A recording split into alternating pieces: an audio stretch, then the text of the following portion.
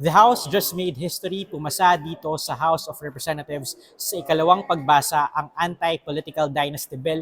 Ito ang pinakamalayong narating ng panukala dito sa Kongreso. Before that, the farthest that the bill has gone ay nung panahon ni Sonny Belmonte, noong Aquino era, noong umabot sa plenaryo ang diskusyon sa anti-dynasty bill pero hindi lumusot sa second reading.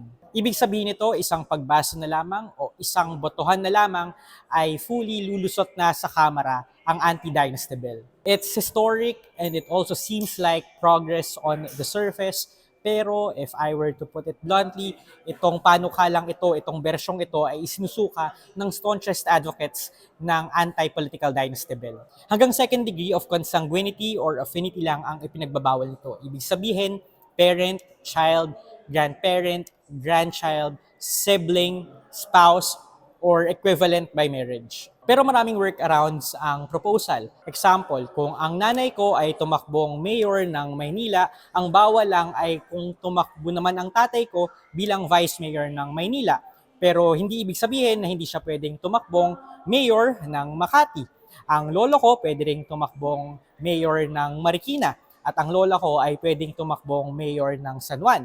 Ang kapatid ko ay pwedeng tumakbong mayor ng Quezon City. May last-ditch effort si Batangas 1st District Representative Leandro Leviste na isama ang party list sa coverage ng anti-political dynasty bill at i-expand yung degree of consanguinity from second to fourth pero na-reject ang mga proposed amendments na ito sa Kamara kanina. Bill proponent Zia Alonto Adyong still frames this as a win. He is saying kailangang balansehin ang need to decongest power sa pagrespeto sa karapatan ng publiko na ihalal ang sino mang gusto nilang mamuno sa kanila. Ang pinakapektado ng panukala dito sa Kamara ay ang mga senador. 8 out of 24 senators ay magkakapatid. The Cayetanos, the Villars, the Tulfos, and Ejercito Estrada.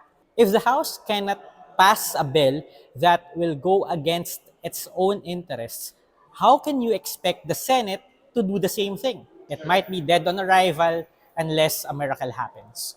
Dwight De Leon, Rappler.